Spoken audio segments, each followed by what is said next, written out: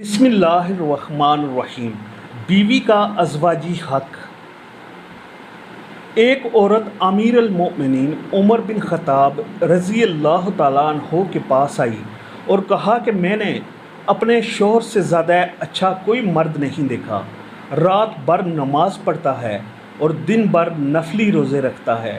چنانچہ عمر رضی اللہ تعالیٰ عنہ نے اس کی تعریف کی اور دعائیں دی۔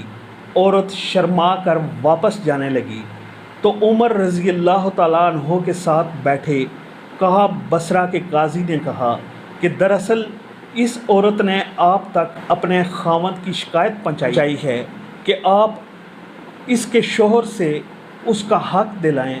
حضرت عمر رضی اللہ تعالیٰ عنہ نے بات کی تہہ تک پہنچتے ہوئے کعب رحمہ اللہ سے ہی فیصلہ کرنے کا کہا تو انہوں نے کہا کہ اس کے شوہر کو اگر نفلی عبادت کا شوق ہے تو 3 دن نفلی عبادت کے لیے رکھے اور 1 دن اور رات اس پر اس کی بیوی کا حق ہوگا۔ عمر رضی اللہ تعالیٰ عنہ اس فیصلے سے بہت خوش ہوئے اور ان کو بصرہ کا قاضی مقرر فرما دیا۔